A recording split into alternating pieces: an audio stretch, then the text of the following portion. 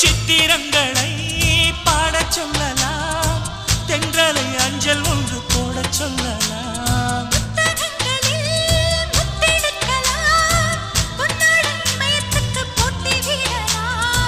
பூமிக்கு பொட்டு வைத்து பார்க்கலாம் பார்க்கலாம், பூவுக்கும் ஆடை தைத்து போடலாமா?